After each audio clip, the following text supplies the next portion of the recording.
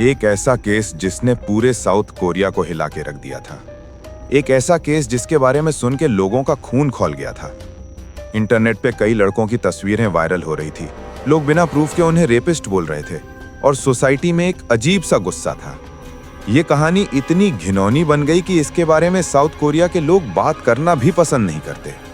और दोस्तों, बिना टाइम वेस्ट किए चलिए जानते हैं एक ऐसा केस जो सिर्फ एक क्राइम नहीं बल्कि एक हैवानियत की सच्ची घटना है, द मिरयांग गैंग केस। जून 2003 को साउथ कोरिया के साउथ क्योंगसैंग प्रोविंस के एक शहर में उल्सान में रहने वाली एक 14 साल की लड़की थी, जिसका असली नाम कभी पब्लिक को पता ही नहीं चला, लेकिन हम उसे ट्रे कहते हैं। ट्रे सोशल मीडिया के जरिए एक हाई स्कूल लड़के से मिलती है। उसका सरनेम था टोनी। धीरे धीरे उनकी बातें होती रहीं और दोस्ती बनती रही। फिर एक दिन जनवरी 2004 में टोनी उसे अपने एक होटल पर इनवाइट करता है, जो कि मिरयांग सिटी में ही था। शायद ट्रे टोनी को पसंद करने लगी थी, इसीलिए उससे मिलने के लिए ट्रे वहां पहुंच जाती है। लेकिन जैसे ही वो टोनी के घर पहुंची, एक अंधेरी सी खामोशी थी। एक ही पल में पीछे से एक तेज झटका, लोहे की रॉड का जोर का वार और ट्रे जमीन पर गिर गई। उसके आसपास रात की हवा में सिर्फ एक चीज गूंज रही थी, कदमों की ठप-ठप, हंसने की आवाज। वो जगह अब होटल नहीं रही थी। वो जगह अब एक घिनौने क्राइम का अड्डा बन चुकी थी। टोनी और एक तरफ 11 और चेहरे ट्रे को घूर रहे थे। आखिर उन्होंने उस क्राइम को अंजाम देना शुरू कर दिया जिसके लिए उन्होंने ये प्लान बनाया था। वो 12 लड़के बारी बारी ट्रे के साथ कुकर्म करते हैं, उसके कपड़े उतारकर उसके प्राइवेट पार्ट्स को हर्ट करते हैं और उसके शरीर पर बहुत सारे चोट के निशान छोड़ देते हैं, जो कि डॉक्टर बाद में उनको नोट करेगा। पर उस वक्त हर निशान एक कहानी कह रहा था, तुम्हारे पास अब कोई रास्ता नहीं। इन सब के दौरान वीडियो कैमरा चल रहा था। फ्लैश के छोटे छोटे झलक, फोन की स्क्रीन पर रिफ्लेक्शन, हर शॉट में ट्रे की आंखों का डर जो शब्दों से ज्यादा कुछ कह रहा था। उन्होंने उसे धमकी दी, अगर तुमने किसी को कुछ बोला तो वीडियो लीक कर दी जाएगी। ट्रे के होठों से कोई आवाज निकली पर उसे दबा दिया गया। उसकी हिम्मत और सिर्फ एक छोटी सी जीत थी, अब सांस लेना, जिए रहना। और जब वो लोग खामोशी से निकल गए, ट्रे वहां छुपी हुई थी, ना सिर्फ शारीरिक रूप से टूटी हुई बल्कि अंदर से टूट चुकी थी।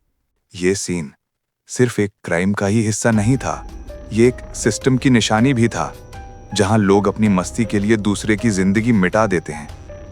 और कैमरा सब कुछ रिकॉर्ड कर रहा था, जो बाद में सबको एविडेंस देने के बजाय एक और धमकी बन गया। और उसके बाद उसके लिए जिंदगी किसी नई सजा से कम नहीं थी। हर बार उसको धमकी मिलती, अगर किसी को बताया तो वीडियो इंटरनेट पे डाल देंगे। सोचो, एक 14 साल की लड़की जो किसी से कुछ नहीं कह सकती। ये टॉर्चर 1-2 दिन का मामला नहीं था, ये 1 साल तक चलता रहा, एक लंबे धीरे से फैलते हुए गंदे सपने की तरह। कभी होटल या रेंट के कमरों में, जहां कमरे में हमेशा अंधेरा रहता था, कौन आ रहा है कौन जा रहा है किसी का कुछ पता नहीं चलता। कभी कि पार्क या पार्किंग में, कभी टेनिस कोर्ट के लाइट पोल्स के नीचे, जहां कई लड़के इस कुकर्म को अंजाम देते रहे। हर जगह एक ही चीज रिपीट होती, ट्रे को अलग करना, कंट्रोल करना, उससे छोटा छुपा हुआ निशान बना देना। एक एक करके लोग आते और फिर चले जाते। उसकी जिंदगी में एक रोटेशन बन गया था, कभी एक ग्रुप, कभी दूसरा, कभी डे, कभी नाइट, पर डर हमेशा उसके साथ। उनकी तकरीबन संख्या बढ़ती गई। 3 से 24 तक लोग एक साथ होते, फिर अलग अलग आते, पर नंबर से ज्यादा खौफ ये था कि हर बार ट्रे को बताया जाता, अगर तुमने कुछ बोला वीडियो चला देंगे। वो रिकॉर्डिंग्स ही उनका सबसे बड़ा हथियार थीं। फोन्स की छोटी स्क्रीन्स पर छोटे छोटे फ्रेम्स, फास्ट फ्लैशेस, जो एक परमानेंट धमकी बन गए, एक प्रूफ जिसे वो हर वक्त उसके सामने घुमाते रहते। वीडियो की धमकियों ने उसकी आवाज को अंदर ही अंदर दबा दिया।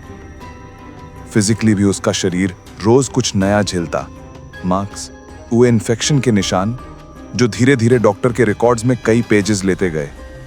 पर सबसे बुरी चोट वो थी जो आंखों से नजर नहीं आती। हर दिन उसकी उम्मीद कम होती गई कि एक दिन वो वहां से कभी निकल पाएगी या नहीं। और सबसे ज्यादा खौफनाक बात, यह उन लोगों के लिए एक रूटीन की बात हो गई। उनके लिए यह एंटरटेनमेंट था। ट्रे के लिए हर सुबह एक नया सवाल था, आज का दर्द कैसा होगा। कभी किसी ने उसका हाथ पकड़ के उसको आसरा नहीं दिया, कभी स्कूल के दरवाजे उसके बंद कर दिए गए, और जब तक वो बोल नहीं पाई, जब तक किसी ने उसके मार्क्स नोटिस करके डॉक्टर तक नहीं पहुंचाया, ये नाइटमेयर चलता रहा। ये साल लंबी चलती हुई दरिंदगी की कहानी का एक सच था। ना सिर्फ शारीरिक तकलीफ, बल्कि समाज और धमकियों का एक ऐसा जाल जो उसे और ज्यादा अकेला कर देता। पुलिस रिकॉर्ड कहता है करीब 44 लड़के इस केस से जुड़े हुए थे। सोचो, 44 चेहरे, 44 अलग हाथ, 44 बार सिस्टम का फेलियर। बाद में सबसे ज्यादा शॉकिंग बात तो ये पता चली कि ट्रे को मजबूर किया गया कि वो अपनी 13 साल की बहन और 16 साल की कजिन को भी मेरियांग ले आए। जब वो लड़कियां आईं, उनके सामने जो हुआ, उसने फैमिली के रिश्ते ही तोड़ दिए। उन्हें मारा गया, उन्हें डराया गया, उनका भी बचपन खत्म कर दिया गया। ये वो पल थे जब एक छोटी सी फैमिली को रात के अंधेरे में तोड़ दिया गया और उस टूटने की आवाज को वीडियो में रिकॉर्ड करके रखा गया। फिर वीडियोस, कैमरास और फोन्स, ये सिर्फ रिकॉर्डिंग्स नहीं थे, ये उनका सबसे बड़ा हथियार बन गए। ट्रे को बार बार बताया गया, अगर तुमने बोला तो ये सब चला देंगे। और घर उसके लिए आसरा बनने के बजाय नर्क बन गया। उसका फादर दारू पीकर घर पर धुत रहते थे और ट्रे को काफी मारते थे। जो एक बच्ची के लाइफ में होना चाहिए उसका उल्टा ही हो रहा था। उसका घर भी उसके दर्द का एक हिस्सा था। रोज की मारपीट, रोज की गालियां, जो पहले से ही उसे तोड़ चुकी थीं, घर की वजह से वो और भी टूट रही थी। माँ पहले ही घर छोड़ चुकी थी, और तब घर में माँ बाप का ही प्यार खत्म हो जाए तो बच्ची के पास कहीं भी जाके छुपने की जगह नहीं बची। इन वजहों से ही ट्रे के साथ वो लड़के को कर्म करते रहे, क्योंकि जब आपके घर वाले आपको सपोर्ट ना करें, जब कम्युनिटी ब्लेम करे और जब एविडेंस आप ही पर टर्न हो, तो विक्टिम के लिए बोलना मुश्किल हो जाता है। एक दिन ट्रे ने हिम्मत करके काफी सारी स्लीपिंग पिल्स खा ली। उसका इरादा था सब कुछ खत्म कर देना, लेकिन किस्मत ने उसे बचा लिया। जब वो हॉस्पिटल में पहुंची, डॉक्टर ने उसके शरीर को देखा, ब्रूजेस, मार्क्स और छोटी छोटी इंजरीज जो 1 साल के टॉर्चर के निशान थे। हर निशान एक कहानी कह रहा था। 1 साल का दर्द, 1 साल का डर, 1 साल का अकेलापन। डॉक्टर ने तुरंत सोचा, ये नॉर्मल इंजरीज नहीं है। उन्होंने मेडिकल एग्जामिनेशन किया और एक एक सच्चाई सामने आई। ये सिर्फ एक इंसिडेंट नहीं था, ये 1 साल लंबी सिस्टमैटिक टेरर की कहानी थी जो अब सबूत की फॉर्म में सामने आई। और ट्रे फाइनली थोड़ी सी रिलीफ महसूस कर रही थी। ना केवल बच गई, बल्कि सच को सामने लाने का पहला कदम भी उठाया। पर यह सिर्फ शुरुआत थी। अब उसको जस्टिस सिस्टम का सामना करना था। फाइनली 25 नवंबर 2004 को ट्रे की आंट ने पुलिस को रिपोर्ट किया और तब से केस ऑफिशियली शुरू हुआ।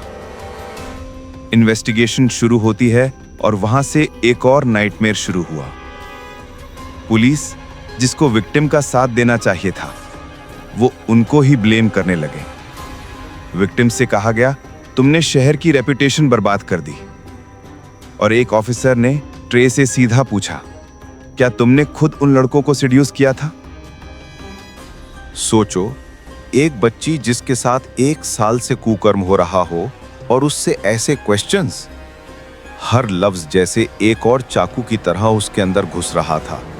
और सबसे घटिया बात, इंटेरोगेशन के वक्त ट्रे को उन लड़कों के सामने बिठा दिया गया। एक एक लड़के से पूछा जा रहा था, तुमने क्या किया? और ये सब उसकी आंखों के सामने। पुलिस ने उसका नाम और डिटेल्स मीडिया में लीक कर दिए और उसके बाद ब्लैकमेल, हरासमेंट और भी ज्यादा बढ़ गया। ट्रे की हेल्थ खराब थी, वो मेंटली अनस्टेबल हो गई। कई बार फिर से सुसाइड अटेम्प्ट किया और उस बेचारी को एक पागल खाने में एडमिट करना पड़ा। वहीं उसके अपने फादर और उन लड़कों के पेरेंट्स आते, उससे मजबूर करते कि एक समझौते पे साइन करे, धमकी भी देते और फाइनली 50 मिलियन वॉन का सेटलमेंट साइन करवाया गया। सोचो, उसके फादर ने वो पैसा खुद उड़ा दिया। उसके ट्रीटमेंट पे एक पैसा भी नहीं लगा। उसके रिलेटिव्स भी पैसा ले गए और ट्रे फिर से अकेली पड़ गई। अब सवाल था 44 लड़कों का क्या हुआ। प्रोसिक्यूटर्स ने केस को वीक बना दिया। सिर्फ 10 लड़कों को फॉर्मली अक्यूज किया। पनिशमेंट मांगी गई बस 2 से 4 साल की जेल। रीजन क्या था? ये अभी यंग हैं, कुछ कॉलेज में हैं, कुछ जॉब्स पे लगे हुए हैं। और जज ने चार्जेस डिसमिस कर दिए। सिर्फ 5 को जुवेनाइल डिटेंशन भेजा गया, किसी को भी क्रिमिनली नहीं माना गया। और बस यहीं खत्म हो गई ट्रे की कहानी। एक लड़की की जिंदगी बर्बाद हो गई और रेपिस्ट्स अपनी लाइफ नॉर्मल तरीके से जीते रहे। दोस्तों, ये कहानी सुन के एक ही सवाल दिमाग में घूमता है, क्या जस्टिस सिस्टम वाकई विक्टिम्स के लिए बना है या क्रिमिनल्स के लिए? ऑलमोस्ट 20 साल बीत गए और कोरिया में लॉज बदले, लेकिन ऐसे क्राइम्स और जुवेनाइल क्राइम्स अभी भी एक बहुत बड़ा इशू है। सोचो, एक 14 साल की लड़की जो अपनी जिंदगी के सबसे हसीन पल जीनी चाहिए थी, उसके साथ सोसाइटी, उसका घर और लॉ सब ने मिलकर उसका साथ छोड़ दिया।